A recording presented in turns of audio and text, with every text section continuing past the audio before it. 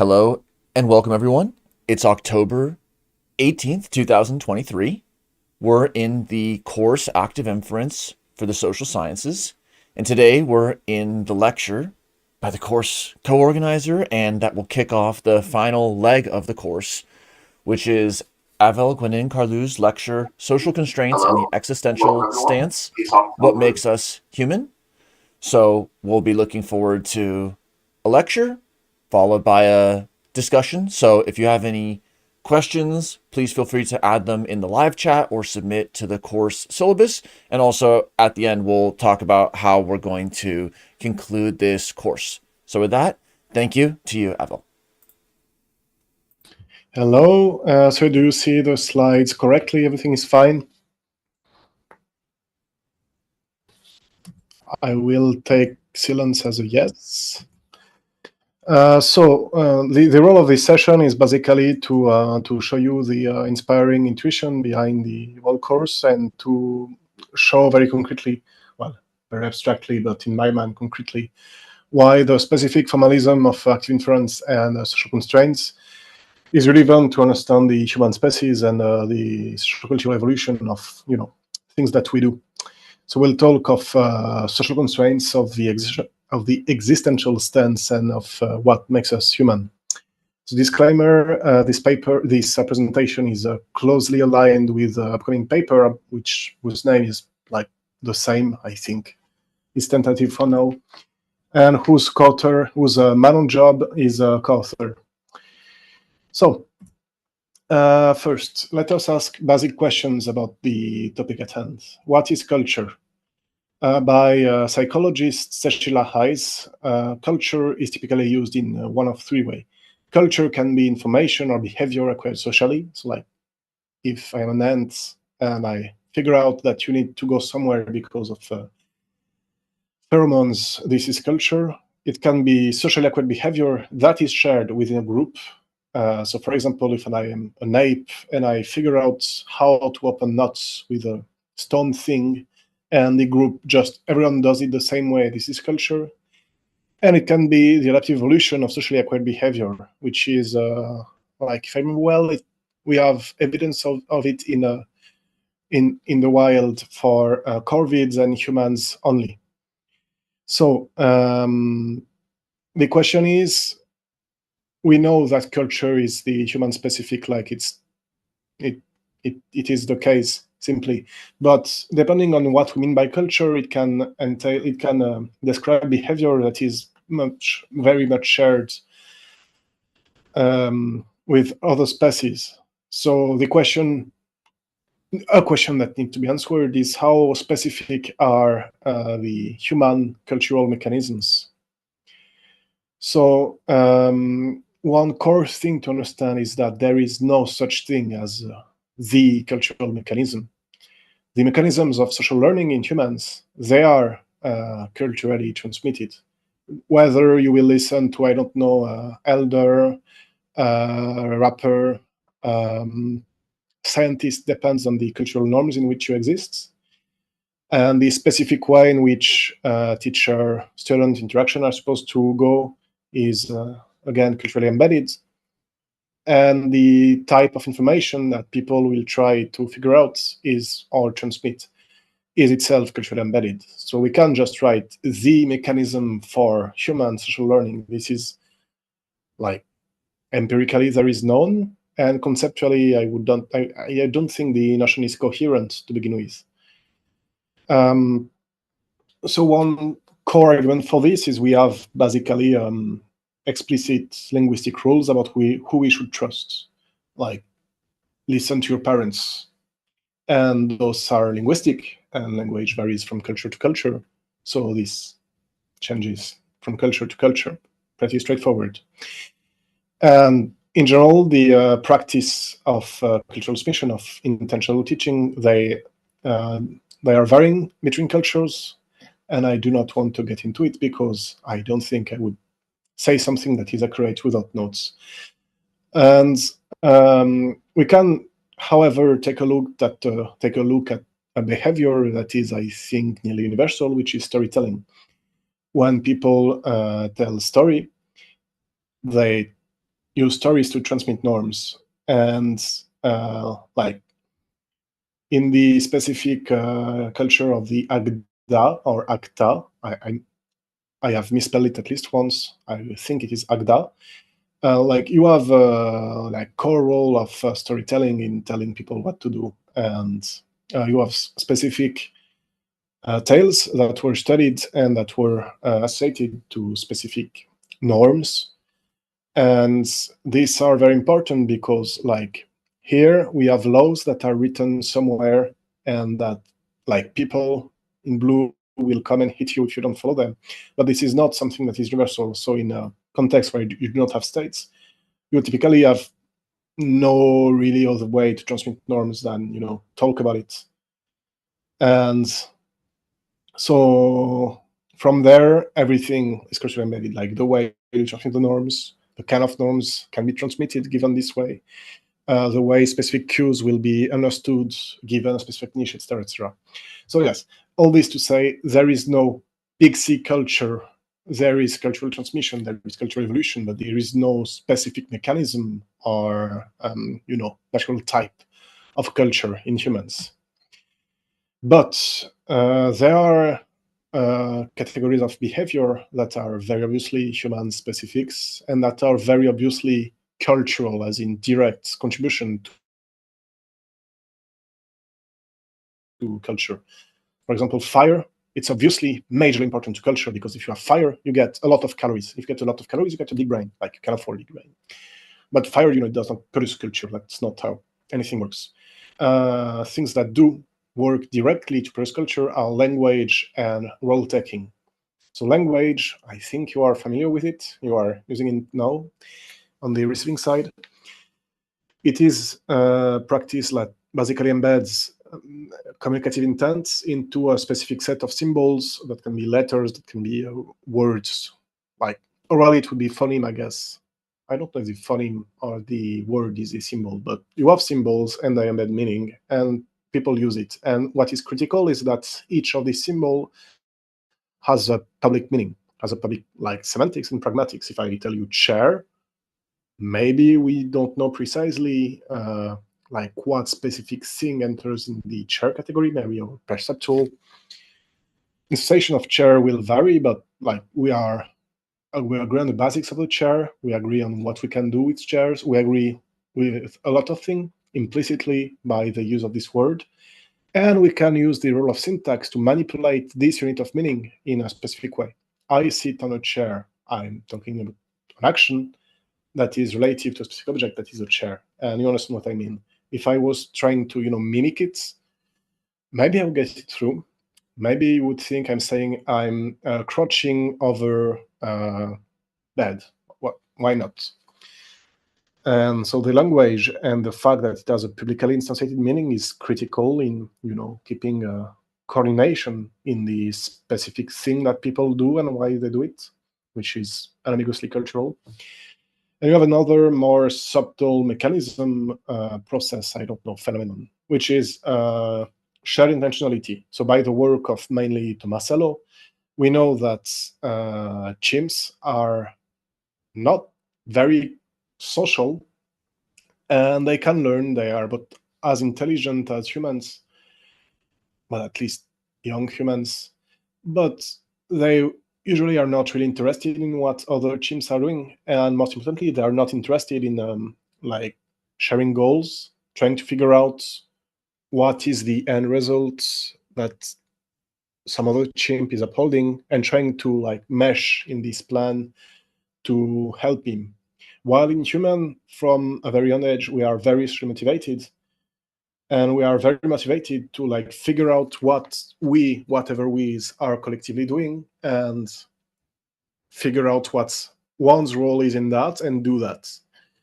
And this is likely not, you know, a bona fide cognitive function that stands on its own, but it's a behavior that is a cognitive process that is endemic in humans, very rare if existing everywhere else, and that is core to most theory of the transmission of culture. So these two things we know are human specifics, up to maybe very small and important details.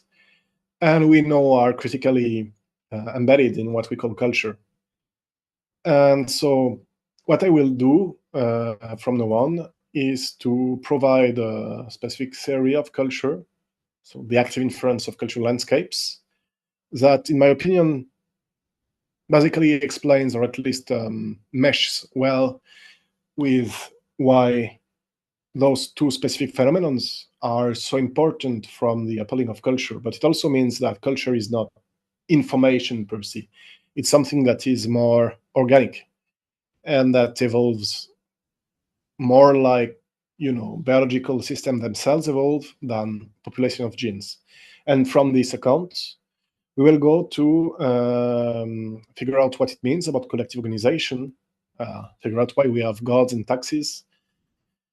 And from there, we will go to more physical and epistemological consideration and ask how basically this theory can be written within physics through the active inference formalism. So let us go. First, I'm just presenting the theory of the active inference of cultural landscape, and I'm presenting a core concept, the concept of social constraints that derive from at least my treatment of that. So active inference, probably a lot of you know what this is, but this goes on YouTube, so I will re-explain. Active inference is a theory of cognition where basically agents enact expectation of the world. They have a world model and they make predictions over the world model, and they strive for those predictions to remain coherent with what they actually observe. And that means that the agent will, update beliefs that are false. If I hear meow and I think there is no cat,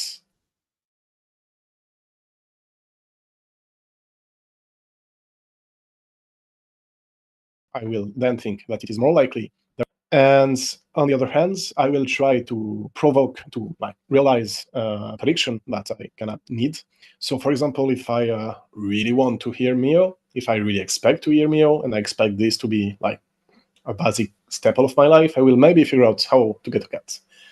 That works not well with cats, but with drinking or eating. Yeah, I expect to be a thing that has water in it because else I die. So when I'm thirsty, I end thirst by drinking. And we have this basically duality of predictive, normal, what we call typically perception, just trying to figure out what there is outside and updating our belief when we don't. So I said perception, but it's more inference. And there is active inference, which is the realization of this inference through action. And the core argument of active inference is that those two are same process. They are the same process that is entailed by an information geometry. So basically a space of belief over which the dynamics of an agent unfold. And the core feature of this approach is the dissolution of agency as we typically understand it. We typically understand agency to be like, hey, I'm an agent. I want to do this, and I will reason about what I want, and I will reason about how to get it, and I will do the thing that I reasoned about. Reason is important. It's not the basic cognitive function that underlies everything we do. I do not think this statement is controversial. And in active inference, the model we have is that, at multiple scale, in multiple contexts, we again produce prediction over our sensory motor flow, and then strive to realize those predictions. So what that means is that our actions are not constrained by will. In the general case, they are constrained by what looks more like a self-model, a model of oneself, and what oneself would typically do in contexts such as the one I'm exposed to.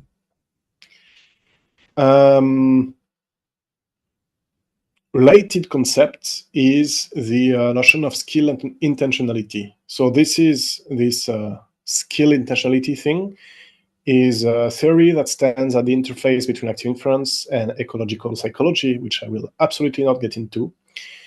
And the core argument of skill intentionality is that when you are a skilled agent, so agents that understand how to do things in the world, you do not experience the world as represented space in 3D with 3D models in it, and each object is well defined and has a lot of properties that are embedded in a world model that, like you'd have in a video game. What you see is a landscape of basic opportunities for action. I will see a computer. I know I can mash the keys. I think you say keys. And I know I can go to the internet, and I know I can do this or that. I see a door. I know I can go through it if it's open. I can close it. I can go through it if it's closed, and I can open it. This is the basic opportunities that the door presents. And I wouldn't say a logical consequence, but a very coherent entailment of Active Inference is that I will see minimal model of things around me that are based on the opportunities for action that they present. I will orient my attention minimally to grasp what I can do with things and what the perceptive field that I live in is a landscape of those affordances. So the picture is an extract from Fallout New Vegas, which is the greatest RPG. Please play it. This is important. Only thing you need to keep in mind on this course. And that shows you like a radio in like 3DF, radio, and you have an action button that tells you whether you want to activate the radio, and you have HPs and APs. I have no idea what AP is. And this looks more like a naive field than what you get into a really realistic presentation of like a photo picture of your environment, because you have the perception of the object, like you have a 2D array that presents, your vision of an object, but it's embedded in things that tell you where you're looking at, things that tell you what you can do with things that tell you what are your states, what are your basic states when you're engaging with this object. And this is, I think, pretty nice illustration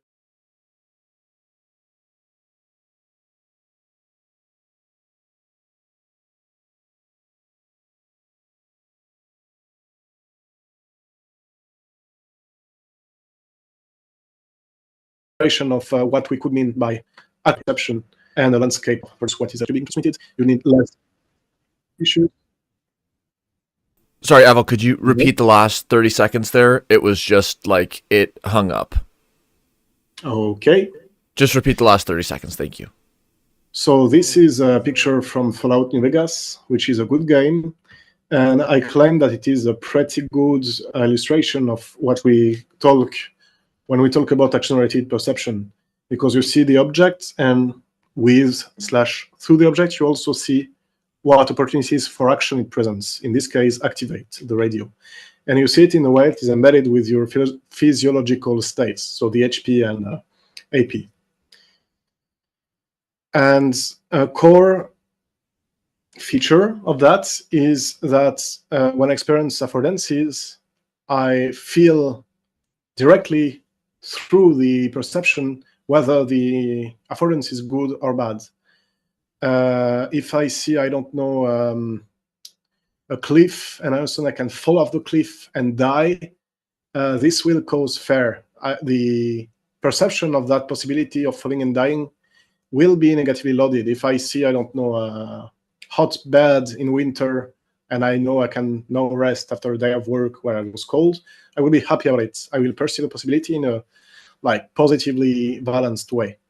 And so this is the case for basic physiological thing, but this is also the case for cultural norms and values. We come to experience the world as a world of affordances, and this is the same for the social world. I will feel bad or good depending on what possibility for action I will experience in a given context. And this is a picture of a forest path near archaeological sites that is studied by the research group that funds me, Xscape. And from a pure direct perception kind of way, there is a very complex statistical feature that are embedded in the picture. But if you are a human, a thing that walks, what you will perceive, like feel directly, experience directly, is just a possibility to walk along the path and follow it. And this is something that you feel is a property of the path, I think. You see the path, you think, I can go through the path. You don't think, there is a 3D space, and in this 3D space, there is a set of statistical features, one of which being a flat thing in the middle. And among the entire space of action that I have, one of them is to walk through the path. Like, just do this and this and this and this. You just feel like you can go through there. And the way humans learn about each other, the way humans cohabitate and come to expect things about each other, they can develop basically a sense of what is culturally possible or not possible in a given context. And this sensation, this perception of cultural possibilities, it is embedded in the way we pay attention to things. We will pay attention to different things according to, like, what is culturally relevant in a given context, in a given situation. And this is a core argument of the Thinking Through the Mind account of cultural evolution, which was spearheaded by Maxwell Ramstead and Vessier, forgot his first name. And because of everything that we saw before, because of the dissolved agency that we have under Active Inference, the patterns, cultural patterns in the flow of attention, they will not simply be experienced as, like abstract norms and value that one could or could not respect. They will effectively constrain the thing you can pay attention to, the outcome you expect, in a way that will drive your action towards specific outcomes. And so this cultural landscape of affordances, they embed intentionality and normativity, as in the patterns that are relevant to explain normativity and intentionality. They are in the landscape. They are not like only, at least, in your brain cells. And a core argument, I would say, is that the engagement with a cultural landscape, it is due to existence of social constraints, where social constraints are understood as statistical patterns that will, like, causally act over what you do or cannot do. So when I talk about a cultural landscape affordances, I am implicitly talking about a set of constraints that act over behavior. And this I've demonstrated by talking about metanormativity and the like. You have, how to say, you have added nuance in the notion of constraints, which is that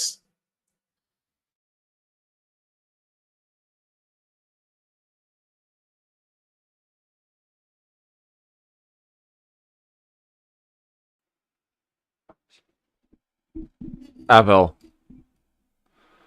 Sorry, again. Avel, from your side, it just, I'm not hearing any audio. Mao or Maria, do you hear him? No, nothing. you can't write No. everything, Okay. everything over collective behavior. So there is a scale of one specific agent. Yes? All right. Hello? Could you repeat the last 45 Okay. seconds? Can you hear me now? Yeah. Okay. So what I'm saying is that the engagement with cultural landscape affordances, it is due to the existence of social constraints which act over individual behavior. Because when I engage individually with the landscape affordances, that is a characteristic of my local material and cultural environments, the embedded normativity will drive my behavior, my intention, my presentation in a specific way. And instead of looking at how each individual agent engage with the landscape, I can look at the constraints that emerge from this collective activity. So do you hear me now? Okay. Yeah. Okay, good. And so let us get back to the question of what makes us human. We had talked about human-specific mechanism, phenomenon that seem to be involved in culture. Those were language and role-taking. And those two phenomena seem to be pretty robust candidates to explain the coherence of a shared cultural landscape or set of social constraints. Language, it provides a space of public representation, like representation in the classical cognitivist sense, that you can negotiate, that are actually out there in the literal sense. They are sensory signals that are in the environment, and that structure and agent behavior. So when you talk to yourself, it will constrain what you pay attention to, implicitly what you can and cannot do. And when you talk with others, this will, influence what you say and what you want to say and what you perceive to be relevant to say. And so it will constrain your behavior, and in a much stronger and more robust way than you could have through implicit intentionality inference. And role-taking in a more subtle way brings agent to think existentially, to not ask the question what I am supposed to do in the situation, but what an agent that is embedded in the specific cultural context where I am embedded is expected to do. And so this basically forces you to have a synchronization between what you experience as possibilities for action and what you expect are cultural expectation over behavior. So these two mechanisms, there would be very, very strong mechanisms to enforce the coherence of cognitive landscape between agents. And it just so happens that there are things that exist only in the one species that has full-fledged cumulative open-ended cultural evolution. So yes, I think this is interesting.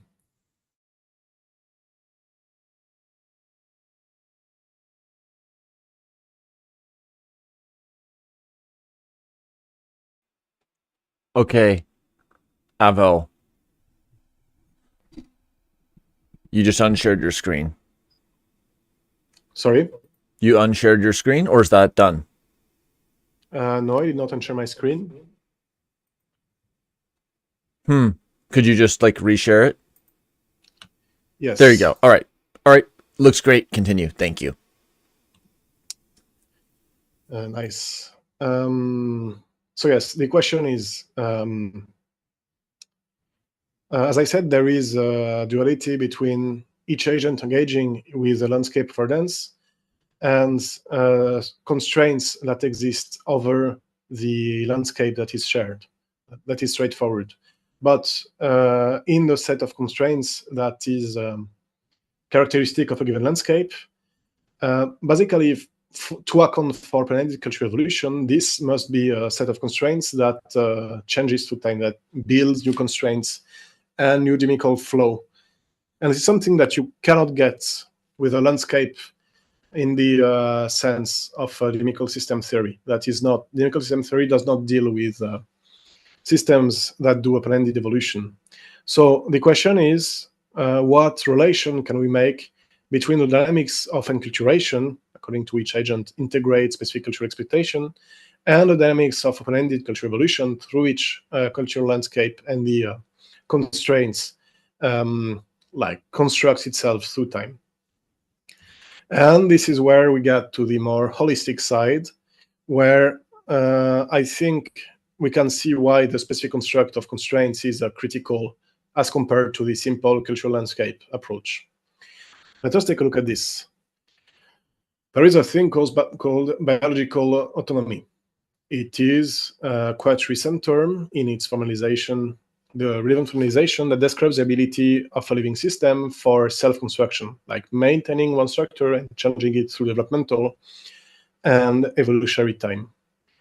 And the best formalization we have had so far is from Monteville and Mossio, and it's constraint closure.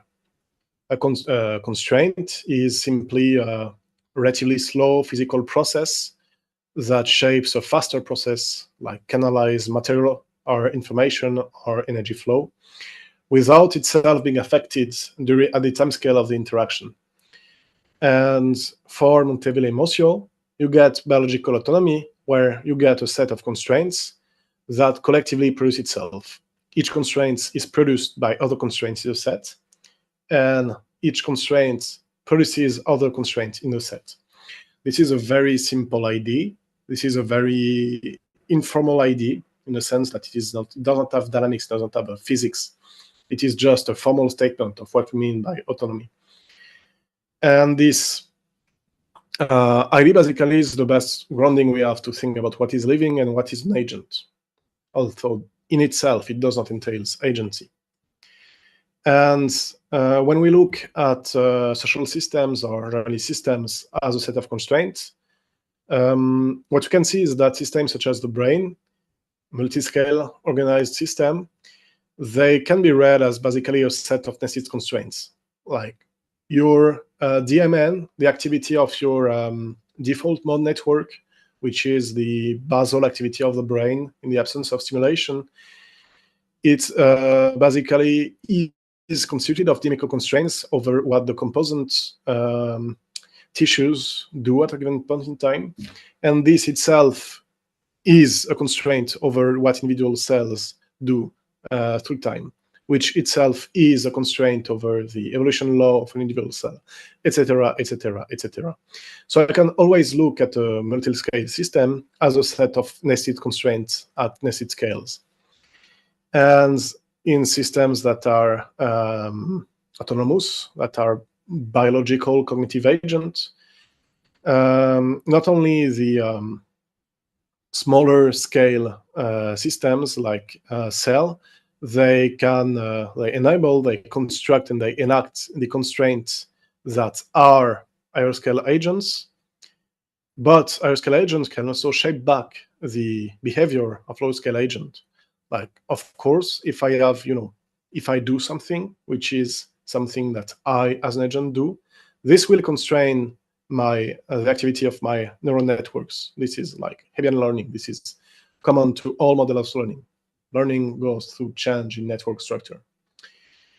And so there is an opportunity to model emerging agent from like collective network activity, and to look at the interaction between description at nested scales of behavior. And this is applicable very straightforwardly to the human species. So this is sovereignty states. And something that you can look is that it is very dense. It has very dense buildings that are built in a specific way. It is near a river, which enables the trade at great distance. It has a bridge, so entry to the city is constrained to a specific point. And it is essentially surrounded by several fields, very flat lands that are rubble, that are fertilized probably by water from the river. And basically, all of these features are enable the production of state societies with a central administration that does stuff. And these societies will robustly produce context, material context that favorize their own survival. For example, dense settlements enable you to have everyone together to tell them what to do. Temples, which give a material grounding to the authority of the states. Bridges that allow you to move things around and to control what gets in and out. And more cultural several fields that allow you to take the food and bring it back to the city. And the production of such settlements and such material environment by states is somewhat robust intercultural phenomenon. At a more ancient or multicultural scale, you have a set of processes that are critical in the construction and action of norms in humans. And most likely, common ancestor to those processes is dancing and singing. Dancing and singing that give you embodied synchronization, and this is shown to drive development of group identity. And this gives you basically emotional grounding of the norms that are shared within society, because those norms, they are not abstract expectation, they are embedded in your specific emotions, in your specific embodiments, while you do things that are critical to your ecology. And ritual activity and storytelling, they allow more complexity of normativity by using, symbolism. And the system of normativity, they are maybe less embodied, so less embedded in the one's direct experience, but they allow a more complexity in the nature of the norms that are transmitted and enforced. And these norms, by the simple fact that they are perceptible through material symbolism and through storytelling, they become a causal force in the cultural landscape that is shared by a group member. So they become things that are the power to produce or constrain the framing in which people will read specific situation, and therefore constrain and produce social behavior. And this is, like I've said this already, so this looks like repetition, but I want to hammer this because if this is the case, then we can be interested in what complex tales in agency that emerges from the constraints embedded in complex tales. So we know that people can perceive non-material agents under certain conditions. This is common in schizophrenia. Like, you will hear voices that tells you to do things and that are not embedded in a specific body. This is common in dissociative identity disorder, because you will have agents that basically share your body while having and existing while not being tied to a specific body.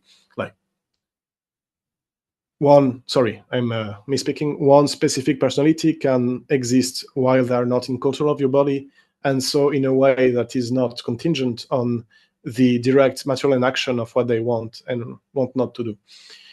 And under a lot of anthropologically described conditions that are not considered pathological, you can basically have regimes of attention that produce a non-material agent that you can talk with and that have motivation and that have related traits, which are often called tulpas, which is a term borrowed from Buddhist literature.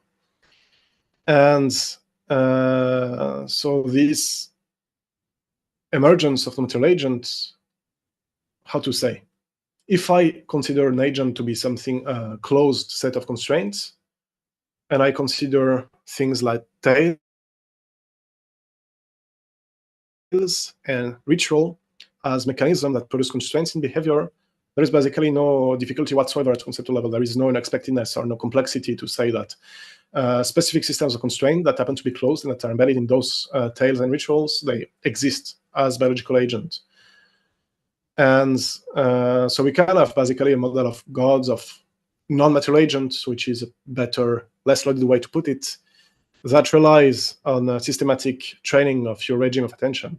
And of course, when it's collective, it will, like, those agents will be social agents. They will be things that have power, that have the ability to frame the debate on specific things.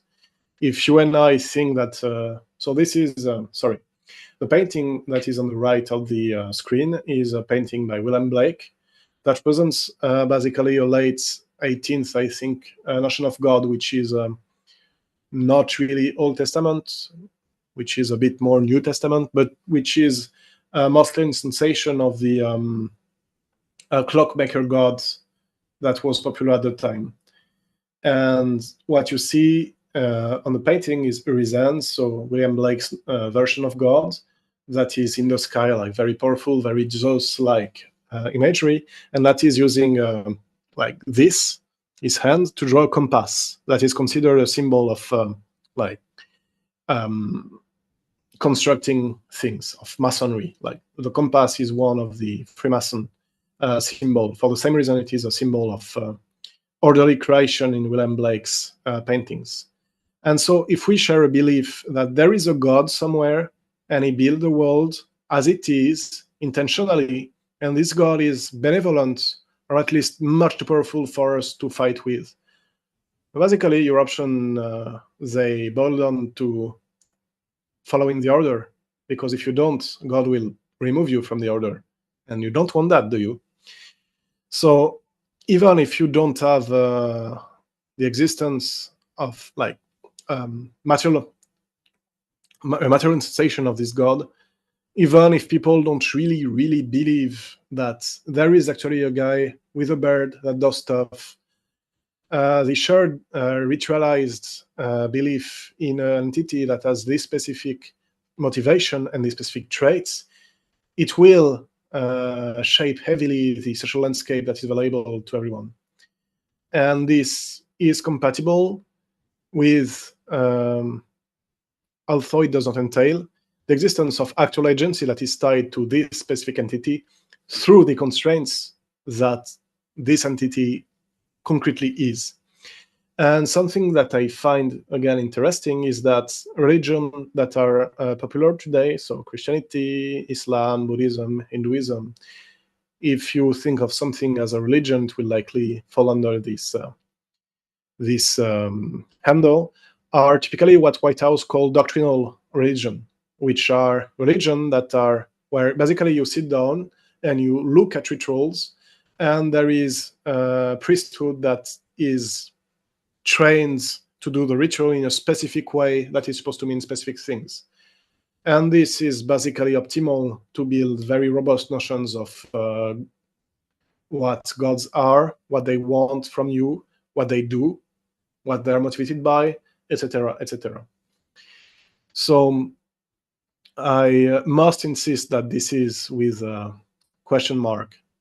But in principle, the social constraints model, it can produce a heuristic theory of gods and non-material agents, as a socially embedded non-material agent that are computed collectively through engagement with a specific cultural landscape where ritual and doctrinal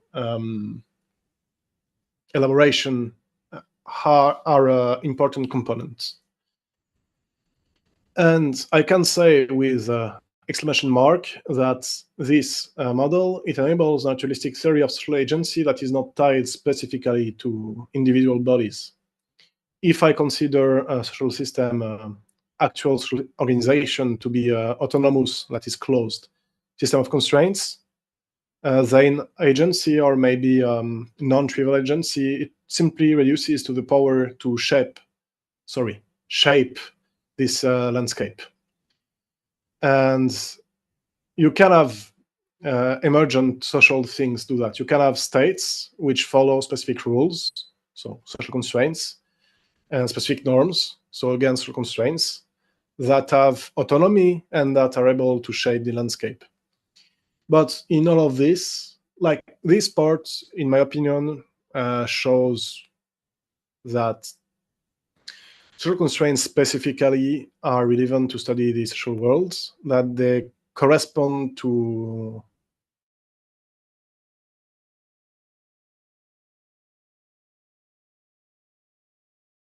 relevant social processes in human, other agents that are institutions, and maybe, again, question mark, non-material agents.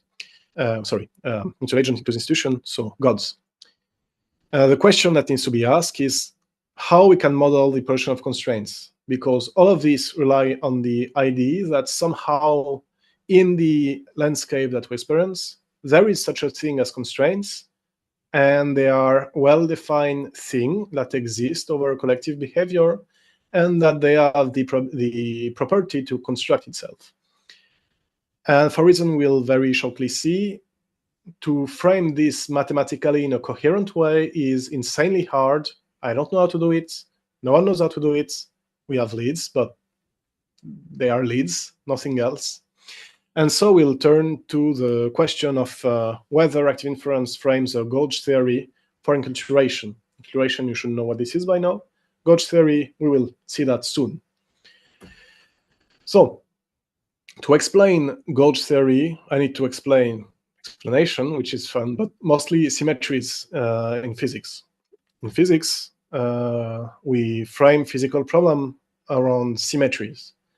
Symmetry, it is algebraic, so something that has composition, like plus, groups of transformation over the space of possibilities, which are irrelevant from the perspective of the system dynamics. It is very abstract, so let's look at symmetries. This is the ceiling of the Lotfola Mosque in Isfahan. What you can see is a symmetry under the C32 symmetry group. If you shift this picture by 1/32 full turn, it does not change. This is what we mean by a symmetry. This is a transformation, a set of transformation that is closed and that does not change, well, not a picture, of course, in the context of physics, but the dynamics of the relevant system we are studying. And for formal reasons, I will absolutely not get into here. Explanation in physics, it usually derives from the statement of symmetry. For example, when I state that energy is conserved, this is the same formally as stating that my system is symmetric in time. When I state that momentum is conserved, that reduces formally to stating that my system is symmetric in space. Okay. So most things in physics can be framed as simply symmetries over system dynamics. And a gauge theory is simply an elaborate instance of this core idea. So if your symmetry has two properties, first it is continuous, so not like the a set of small rotation, but like the set of all possible rotation that you can take around a circle, and local, so you can apply the symmetry transformation to every single point in space. Your problem basically can be framed with a real degree of freedom. So because the symmetry does not change the system, whether your system, where your system is in the, for example, clockwork rotation, it is not important. It does not change the dynamics. So this relevant degree of freedom we call a gauge parameter. The core feature of gauge theory is to take the geometry of that problem and make it into a physical force. So when I say gauge parameter, so this is, you should see in the screen, non-trivial Z/2Z principal bundle of a circle, which means basically that you have a circle, it has two stages, and when you are over it, you can be either on top or down, and you can't know where it is. So this is not quite a degree of freedom because you have only two choices. To get a degree of freedom, you have to get a continuous space of choices. But this is basically what we mean by gauge parameter. It is a geometric property of your system that you know mathematically exists, but that cannot possibly be observed, or how to say, corresponds to a choice in how you observe your system. So this is why we talk of gauge, because this is a choice in how we instrument the system. But I will not get into the details of this here. And the thing is that because of its redundancy, the gauge parameter does not have to be the same in a specific trajectory at any given point in space. And from that, you get curvature. And curvature, if you are anywhere in physics and you know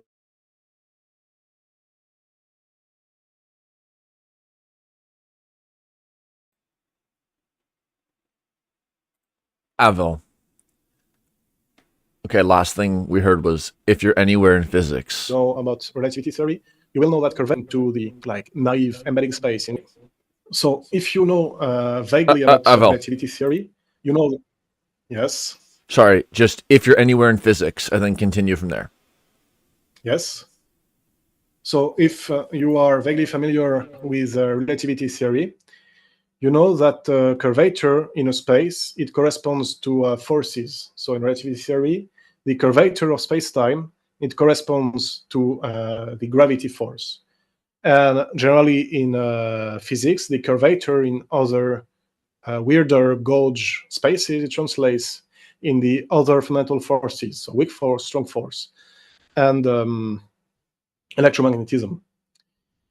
So yes, just stating that there is a space which has a gauge parameter in it, and this space has a curvature, it entails that you have a force that emerges over the, let us say, natural framing of the problem.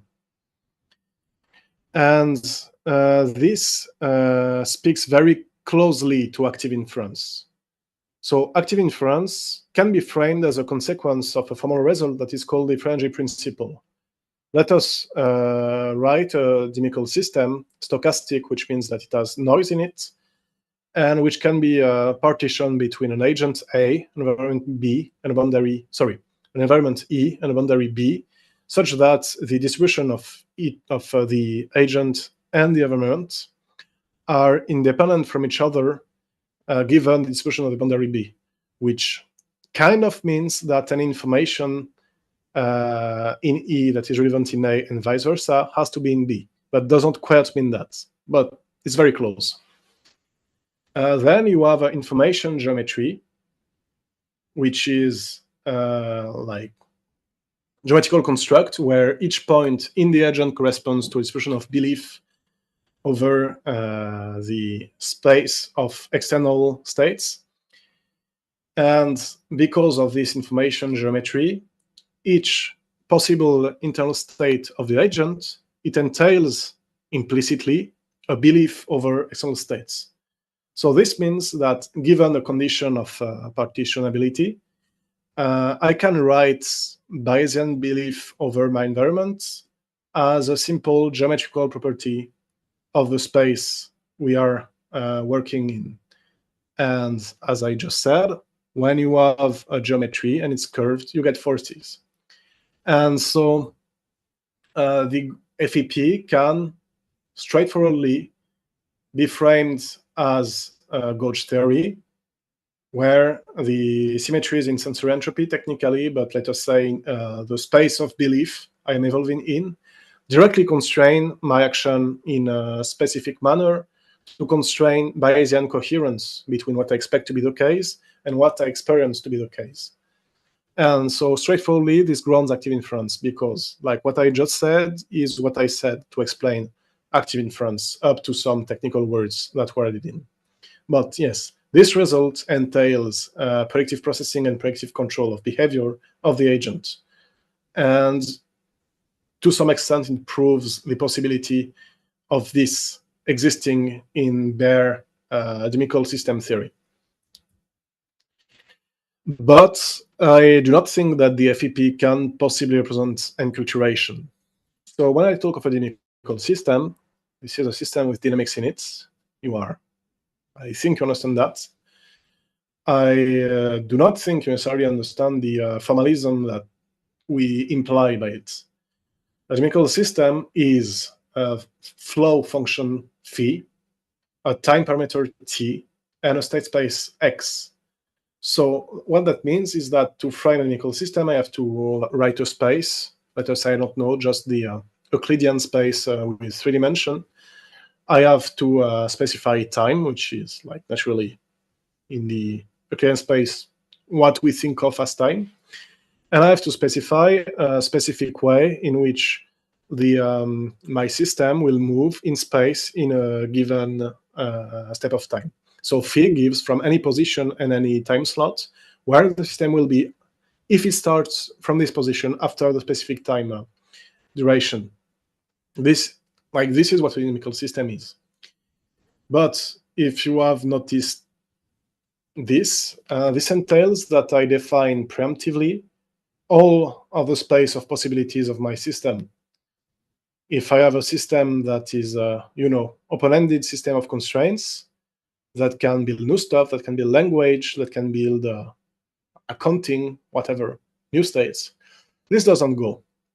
Maybe you say we could reconstruct a minimal notion of new stuff happening by working.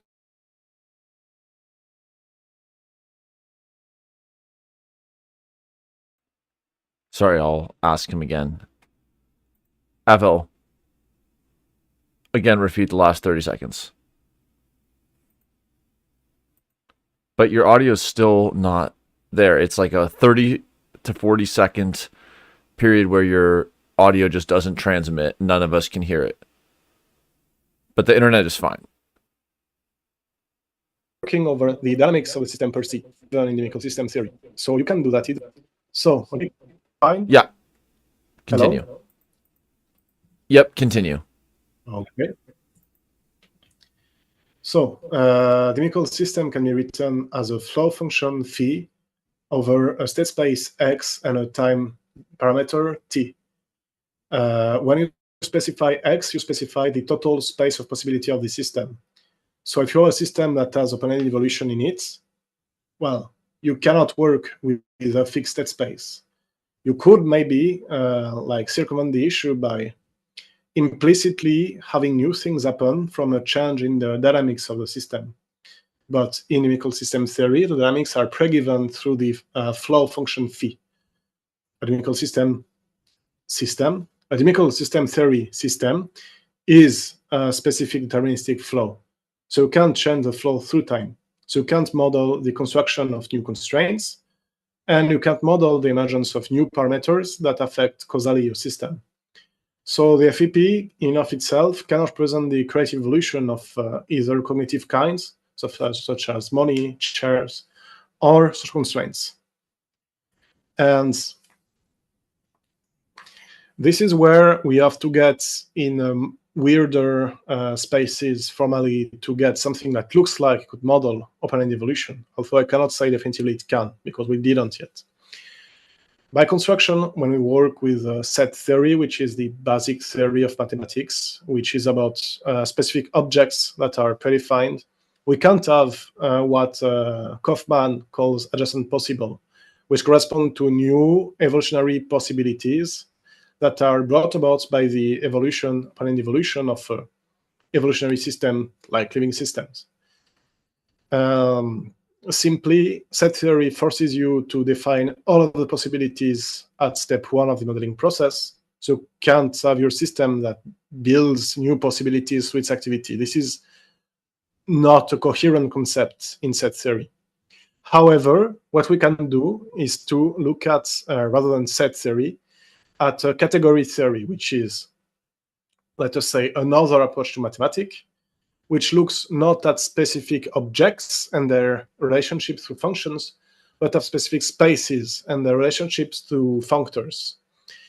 And this change in approach basically does not entail, at least not a priori, that when you write a system, you have to write all of the possibilities that are within the system preemptively. You can write a space and then look at the relationship between the space and other adjacent spaces that could correspond to adjacent possibles. And one thing that is related to that, at least in spirit, is, I won't get into detail, but formal approaches that allow you to build quantum state spaces from the property of quantum observation rather than the opposite. So simply speaking, we can look at the problem of how cognition brings about new possible, not as a space of possibilities in which there is a flow, but as a set of spaces in which specific events, such as observation, such as enculturation, such as invention of new concepts, can bring about new spaces. And when we rewrite active inference in the language of category theory, we get things that are that do not quite say the same thing as dynamical system theory, like actual active inference, actual Frenchy principle. But we get things that are very, very complicated. So the diagram that you see on the bottom left of the screen is a cone-cocon diagram. I could tell you what a cone-cocon diagram is, but I don't know, so I could not explain. That is meant to present the alignment in reference frame, or the mutual active inference, between two subsystems. So again, formally, we have no reason to believe this can't model open evolution, but also given the level of abstractness of the math, we have very, very few grip with which to understand what we're looking at and how this relates to specific cognitive and cultural processes. So there is a lot of progress to be made in that direction before we have a self-standing theory of open-ended cultural evolution. And the basic handle of social constraints, I think, is a good bridge between the very concrete, very simple dynamical system theory and the very abstract problem of open-ended evolution. So let us wrap this up here and try to take out a few snippets of actionable information that was included in the talk.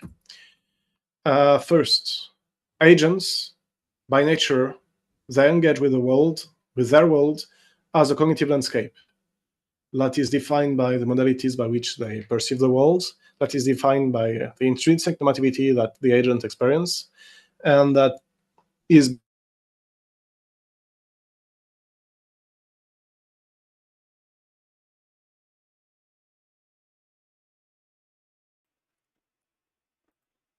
Again, sorry. Just go back 22 seconds. But still, the audio is not ready yet, but it's okay. We'll breathe before we jump into the conclusion.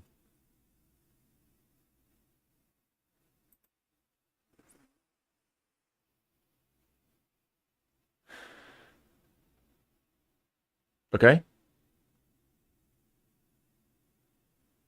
I still don't hear you.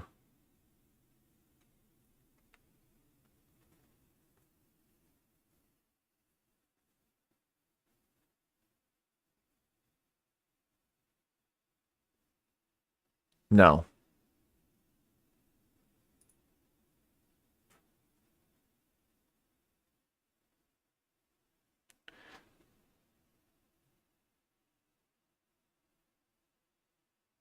We can do the slide game where someone else presents the slide. Any volunteers? Okay, yeah, I heard that. okay. Cool. Yep, Can you please continue. know? Okay, we'll try to go fast because this is not agreeable. So one, agents engage with the world as a cognitive landscape, which is defined by affordances, so minimal representation of the action that are possible in the landscape and the normativity that's embedded in the possibility of the action. Two, the fact that humans collectively enact a relatively coherent structural landscape, it entails that we have social constraints over collective behavior. And the existence of those social constraints, they enable, although do not necessitate, the emergence of higher scale agencies such as institution, organization, and maybe godlike beings. And last, the dynamics of constraints, they entail a duality between the creation of meaning, so the way we humans create a way to understand the world, and the construction of physical possibles, in the sense specific, concrete, causally relevant possibilities that characterize specific sociocultural organizations, and maybe like physical observation apparatuses, but just don't worry about it. And all of it is embedded in this diagram. The engagement and the duality with a system of constraints that produce itself in a pending manner. So a claim that I'm making on the record here is that if we understand correctly every arrow in this diagram, we understand cultural evolution, we understand what humans are, and we understand appended evolution in the cultural world.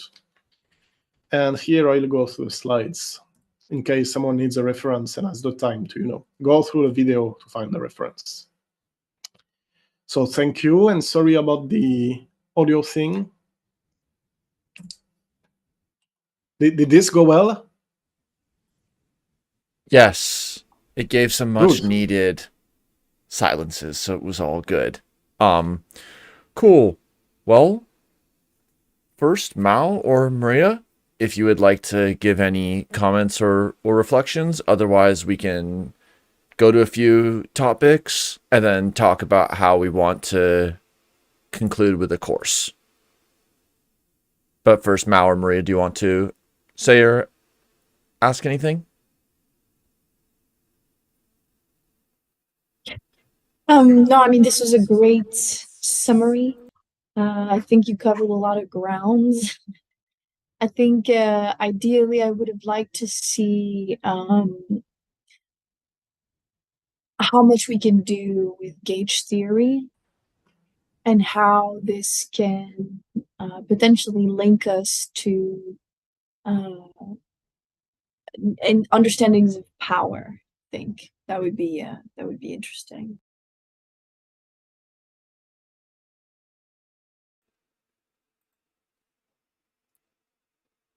Cool. Thank you, Maria. All right. See you, Maria. Okay. Anyone in live chat can ask a question, or let's first address the course question while people are writing questions in live chat. So what do you see for the coming weeks as we kind of conclude this first round? You're asking me, right? So for a reason I do not understand and Daniel doesn't understand, no one came up at the Mahault discussion session. So I thought it would be interesting to like push the presentation for the last session to have everyone saying their things, have feedback, and I have a current thing to move on from. The question is whether you feel there is a need for a discussion that is specific for the session we have had just now, because lots of things were covered, lots of audio problems were existing. And basically, the two options are either next session is everyone presents, we give you feedback, ciao, or we have a discussion session, so at the time that was initially planned for the conclusion, and then we have yet another session that will be the conclusion where you will make a presentation and you will get the feedback. So we'd like to know which is your preference, because both are very possible in my book, but doesn't change anything to me, so what you want goes. Yeah, Mahault, also open to your thoughts, and of course we're sharing it so that people can write in live chat or let us know in the coming days what they prefer. I'm down for a discussion of what we covered here, the slides being linked and going into some of these next steps, and then a form-based registration for a presentation only session, so that we'll then know exactly who wants to present what, and we can ask how many minutes they want to do or something like that. But Mahault?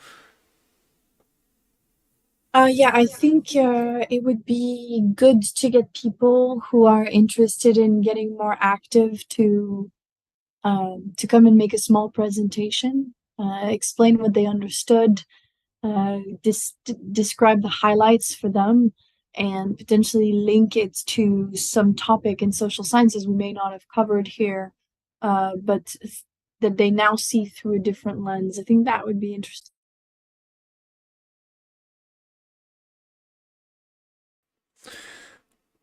Okay. All right. I will look through the live chat while I was getting some water, and then we'll ask any questions that people come up with.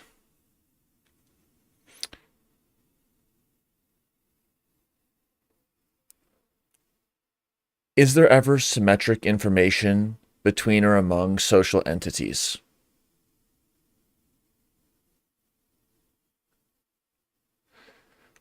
Or maybe from the script's perspective, Mahault, or however you see it in relation with the constraints. I mean, what about asymmetric constraints? I'm not sure I understand the question. Can the person give a little more detail in terms in the question? Okay. Avel's back, but there was a question in the chat about can information ever be symmetric? You talked about symmetries. So are those symmetries in the information that two social entities have, or are they in the constraints that entities experience? But what are the symmetries and what are the breaks? I would say that depending in which space you model the problem. As an information, it entails symmetry because it has to be readable. So you have to be a conservation between context or time of something that is considered to be the content of the information-bearing thing. But also it is a symmetry breaking because if you take any presentation format, let us say binary, a random string means nothing, and you have to break the symmetry of the uniform distribution to say something. So it depends very heavily on how specifically you are modeling the problem. But for fundamental reasons, any mathematical representation, it depends on the implicit model of the symmetries of the system, because you want to represent things that do not matter, but you have to represent things that do matter. And then you have a very uncomfortable amount of freedom over how you want to present any single thing.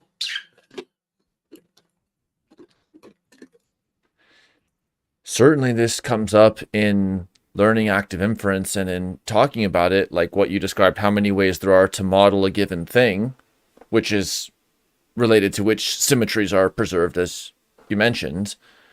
So how do we reckon with that space and with the different ways of representing the same social setting? So a reason why I'm not quite comfortable with the notion of information is that in all possible settings where I define quantum information theory as not possible, because like very few people overall think about it, information will be a probability distribution. It will be like a functional over probability distribution that is minus to the logarithm of the probability. That is what self-information is.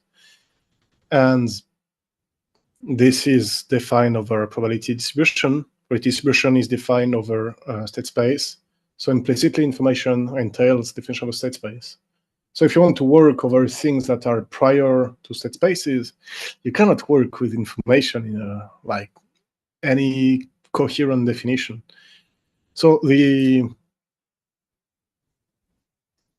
basically the one thing you could do that is vaguely inspired from work in quantum information theory, mainly by Christopher First, is to not look at the probability, but at the not to look at the information. I'm using that term in a colloquial way now because I have to switch meaning.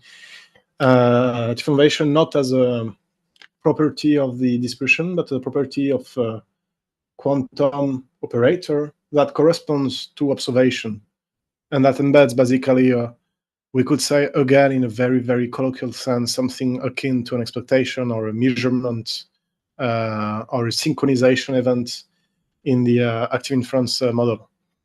And this, for a specific type of operator, for a specific type of spaces, you can get basically the space that flows from the operator rather than the other way around. And then information is like, it's not Kolmogorov complexity, it's not Shannon information, it's not a variant of entropy. It is basically what is hypothesized by the specific operators that you use to interact with matter and with cultural and material environments. And maybe, there is a big maybe here. I should say maybe one more time. Maybe this can happen in some way to account for the process of enculturation, where the basically the process of enculturation is considered as the integration of specific reference frames, like expectation colloquially, and this entail the evolution of the cognitive landscape and our social constraints, either defined over the cognitive landscape or defined as a self-standing mathematical object. I do not know.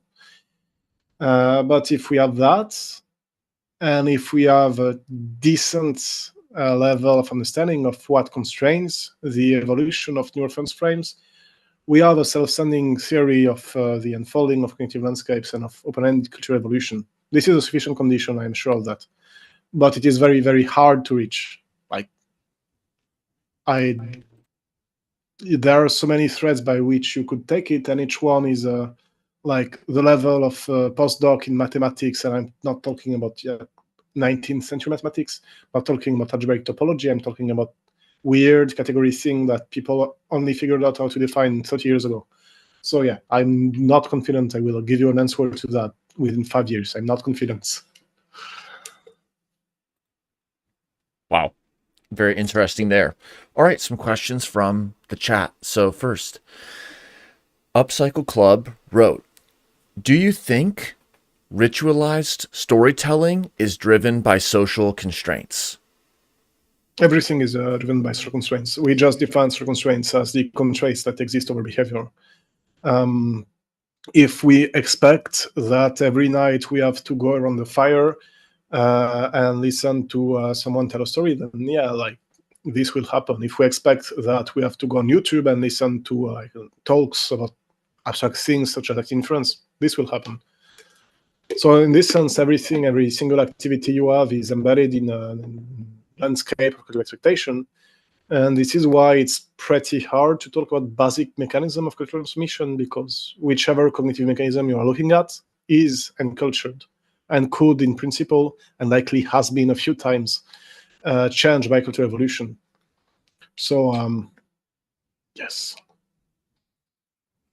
Cool. And that takes me back to the scripts discussion and papers. The strong script at exactly this time. Here's the script that we're all going to read from, on through the spaces of weaker scripts like we tend to meet here, or there happens to be a path here. Okay, so then some comments from M. Lennon 001. Thank you. I don't know if making a presentation to explain what one understood is an attractive invitation. Still, two places I did not track as well as I hope was 1, dissolution of agency as we know it, and 2, the informational geometry among agent, environment, and boundary went over my head. Thank you. So dissolution of agency and yes. Agent, environment, boundary. Yes. I will get back to the slides. Are you seeing the window? Yeah, I'll bring it in. That's fine. Thank you. Okay. No. So the dissolution of agency is basically the idea that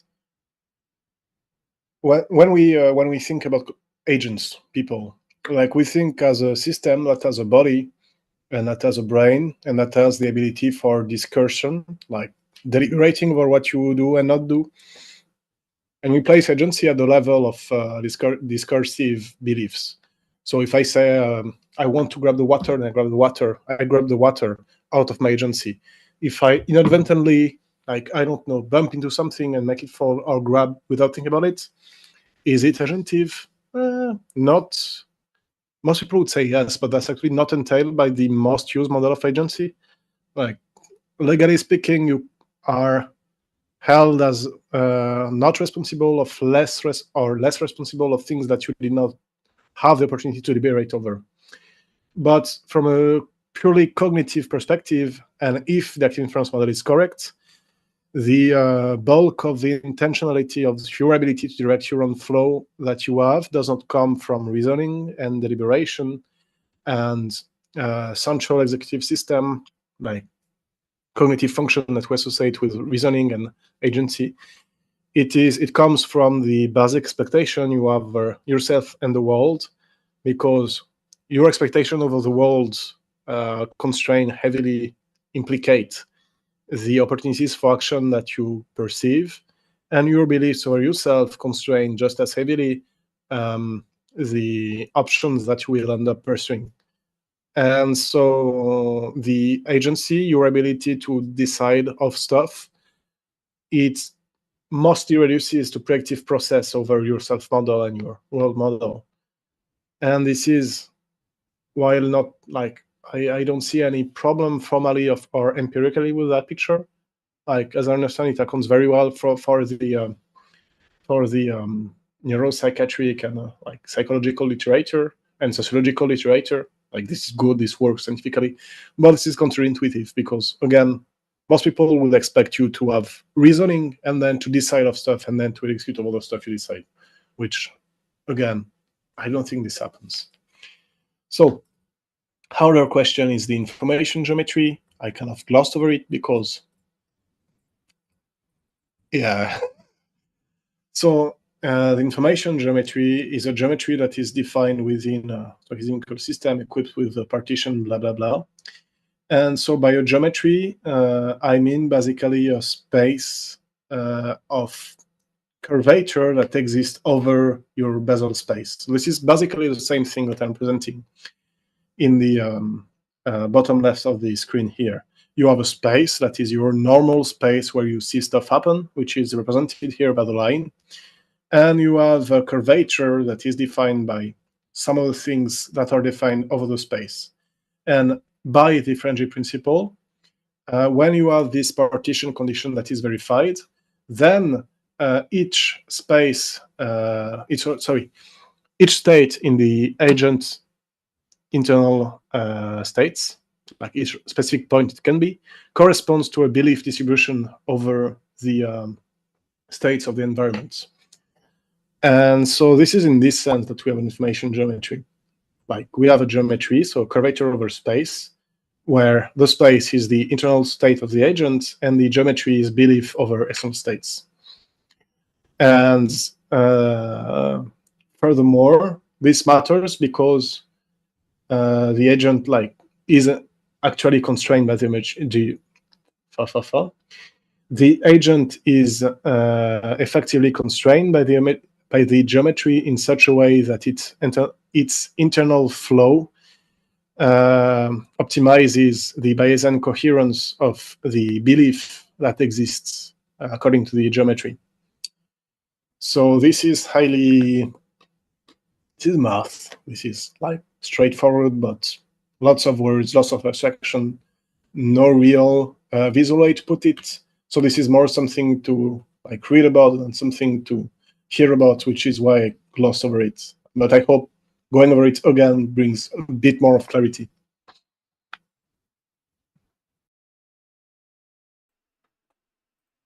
How would you connect what you just said to the differences with written and oral culture? Like, what is hearable? What is seeable? How does writing in the printed or etched or digitized form relate to how you discussed culture today? I see you as frozen, Danielle. Can you hear me? I can hear you. Mahault? Okay. So do answer or do Mahault answer? Mahault, if you want to.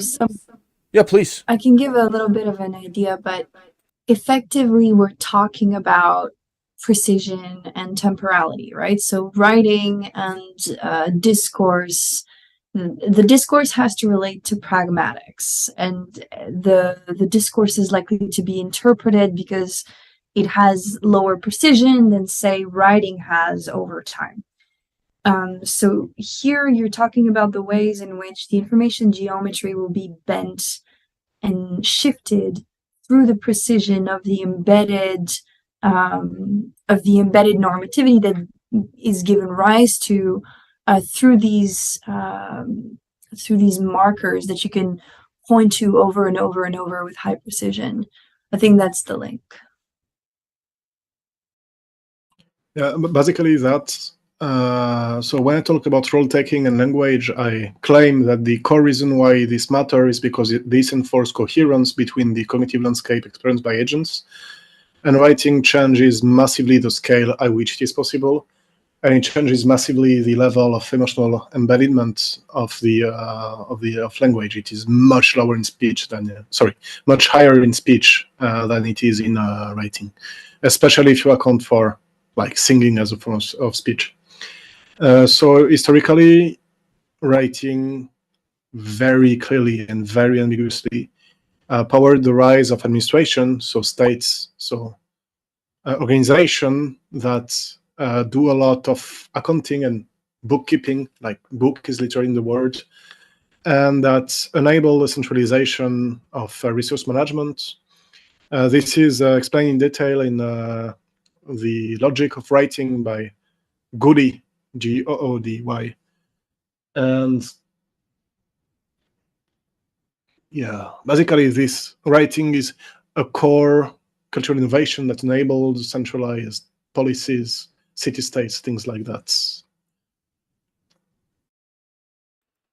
Yeah, that's very interesting. So one topic, Avel, that we've discussed, and maybe you could unpack a little bit here, is thinking of culture and these cognitive ecosystems leads to consideration of the cognitive security or of different information risk aspects. So where does that come into play with the formalism or what you discussed here? So from a cognitive security aspect, one thing you can read in the formalism quite directly is that if you control the environment, as in the cognitive landscape experienced by agent, you control what the agent do directly. So there are two things that are very, very, very stereotypically associated with cognitive security. This is Russian propaganda, not quite propaganda, cognitive warfare campaigns pretty much around the world. More generally, the propaganda that is used by authoritarian regimes to get stuff going, and the cults that historically are tied to the worry of brain control by evil cults that can control you from afar, like you had a telecommand. And so in both cases, actually, let us get back a bit. When you are a state that does propaganda, and like when you're a state, you can do a lot of material engineering, so producing the environmental states of the in which people live in. And for example, if you look at the city of Brasilia, which is one of the very few specifically built capital city that exists in the world, there is like there is Brasilia, and there is like, I think maybe 4 others. And those cities are basically very big glorified administrative centers. And Brasilia in particular, it has neighborhoods for work, neighborhoods for leisure, neighborhoods for habitation. It is extremely divided, and because of this dividedness, you basically don't get to do stuff that are not work or hang out with your family. That is not a possibility. And of course, this changes massively the way people experience their life, and this changes massively the topology of this network that can emerge. But when you are doing cognitive warfare, like in a sense that NATO defines, so you are a state or state-like organization, and you are trying to fuck with another state or state-like organization, you don't get to just build cities that are bad. That is not a possibility that you have. So what the Russians do in a systematic way is to try to basically create doubts over what information is reliable, so that people feel paralyzed. The target, I must insist critically, is not the information that is available. It is trust that people can have the actionability that the people can give to the information. And so they tend to propagate a lot of conspiracy theory nonsense because it occupies a lot of space and it prevents the possibility for public debates to occur. And another strategy they use is to manipulate the personal identity that are embedded often in ethnicity, or in the case of the US, of advanced countries that have where political life is mostly decoupled from ethnicity. And I understand the irony to say that this is the case in the US, but you don't have like ethnically specific parties or armed forces. So this is less the case than elsewhere. So in these countries, they will use political identity. So they will use Republican identity or leftist identity, but mostly Republican identity to just push complete nonsense and get people to act in a way that overall destabilize the grip of the US over their own population. And so this is the basic way that we do cognitive warfare, and you can understand this in terms of social constraints, because again, the target is not like information in of itself, it's the possibility that is afforded by the social context in which we evolve at an instant. The goal is to create doubts and noise in the public setting, is to create constraints that are not compatible with efficient collective organization. And a way where you do it is when you see it being done in a much more systematic and efficient way is, of course, with intra-state influence, where state administrators and state institutions, they try to create grip over a population.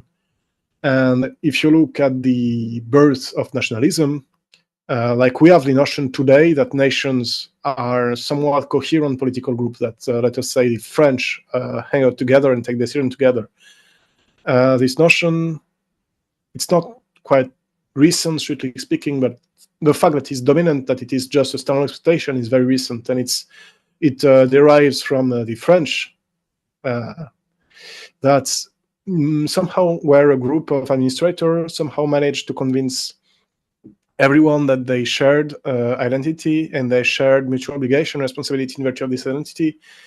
And the way in which this happens is they sent institutors in villages, and they sent soldiers, and you had to listen, the children had to listen to the institutors explain to them that they were French and they needed to do French things like going to war for France.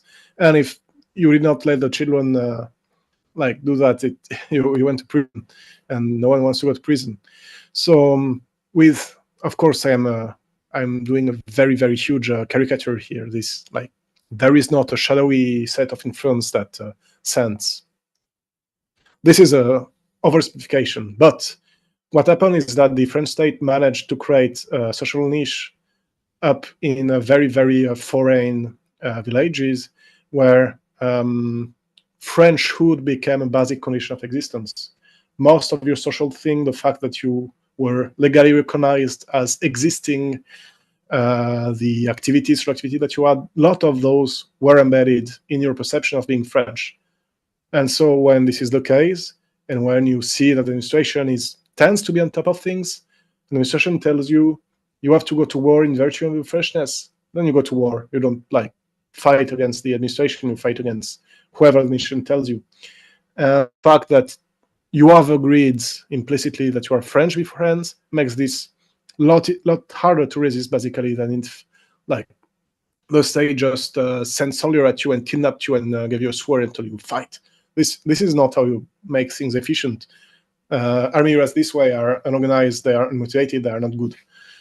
And if you want people to have stakes, you need to give them power, or you need to give them the impression they have power because they are French. And here, French govern things. And whether you are in the set of French that actually direct things or not, bad question to ask. Just go to the trenches. And this type of things we would not think as cognitive warfare, because we would not think as between, implicitly when we talk about warfare, we talk about between states or between nation conflict, and this is within a nation, within a social group. But you can look at cults and how they create social influence. You can look at, for example, one of the most famous cults that existed, which is the Moonies or the Unification Church. They were widely accused to make brainwashing. They were widely accused to somehow control people and make them do things they don't want to do. That is not a possibility you have as an organization. You cannot kidnap people and hope that it will be okay. You will get killed by police if you do that, most likely in the US, in this specific space where the Unification Church evolved. What you can do is to create a context where you have a huge grip over what people can and cannot say, what they can and cannot think about themselves. You can tell them that your leader is the coming of Jesus, that is going to bring everyone in paradise, and you can make people go to work sessions to talk about it, and you can just physically cling to those people all the time until you are quite confident that they feel that whatever you are doing is important. And you can have very big emotional ritual where everyone cries and become extremely embedded in the group membership.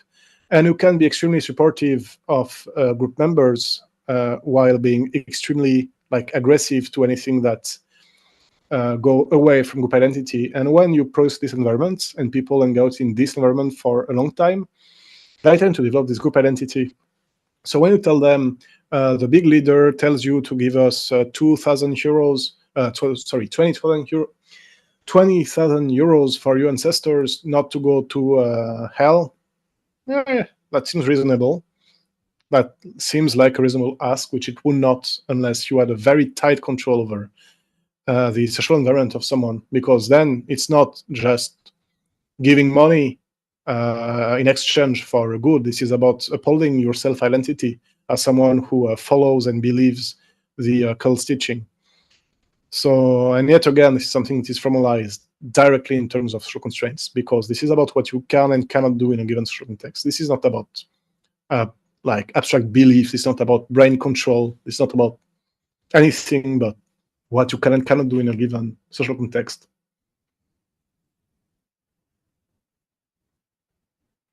All right, there was a ton there. Let me kind of retrace a few of the pieces that I heard there. So, towards framing cognitive security under this cognitive constraint framework that you're discussing, for which active inference under the free energy principle is the process theory that gets it done. First, you described how modern states have a lot of administrative capacity and affordances, especially through writing, and especially again in the last decades and centuries of information environment changes. And then you pointed to two kind of patterns or genres or motifs of influence or cognitive warfare: propaganda and cults. Discussed one example of them. Surely could have gone into more detail, or there's other examples and perspectives and so on. And as Mao alluded to earlier, precision modulation is a key aspect of constraint. I mean, precision modulation of how tightly you're holding the baseball bat is related. The movement, its precision in wobble is going to be related to the grasp. And so increasing uncertainty can lead to anxiety and doubt. All of that's very wrapped up in a narrative setting. Then you discussed how there's a ratcheting of thinking and acting like a state, breaking symmetries like states do, and getting grasp over the subject, over the citizen. That's a complex topic, but that's what you went. And then there are asymmetries around control of the environment, the information environment, ability to read, write, edit in the information environment. And that leads to these engineered distributions of what is important or what means what, which justifies or even writes the blank check for requests of funds, whatever the narrative is around those funds. But more fundamentally, those strategies can threaten sense making, which is to say the inbound perceptual component of active inference, and then also decision making and action selection, which is the fundamental complement, the outbound aspect of active inference. I'll read another comment from the live. Oh yeah, do you want to add anything else on that? I'd like to point out a very, very specific example that is contemporary, which is the campaign by Israel to remove people from the Gaza band. So just, I don't know when people will watch it. So on the 7th of October, 11 days ago, Hamas, which is a terrorist organization, Islamist organization that is dominant in the Gaza band, attacked Israeli and slaughtered Israeli settlers that were nearby, and slaughtered tourists that were nearby, and attacked military bases. They made, I think, 2,000 deaths. And so the state of Israel, as a counter, that is currently led by very far-right parties, things that we would not have equivalent of in Europe or the US, has decided to answer by blaming each individual Palestinian for this and trying to deport them elsewhere. And this is not itself what I'm trying to comment about. What I'm trying to comment about is that every single comment you will see about it on Twitter makes the confusion between Hamas and Palestinian on one side and IDF/Netanyahu and the Israeli on the other side. And so this produces a framing that says basically people are trying to decide whether the Hamas actions are justified or not. And implicitly in this debate, they create a context where whoever whichever group lose the legitimacy debate gets to be killed to the last. And so that produce very, very basically that produce a framing that makes the only possibility in the conflict extermination, because each side there is no like this is not a two-side dynamic. There is no Palestinian, and there is the Israeli, and there is the I will not make all the relation. But by this framing, like the framing that either the Arabs or the Jew must prevail and kill the other, you give a lot of power for groups to just make this a genocidal war and justify things like cutting water to 1 million people because like 200 of them committed massacre. And like, I do not know if there is a single actor that tried to get this. I do not think this is the case. But this is a very powerful instance of how propaganda does not need to target what you believe, but it does need to target how you frame problems.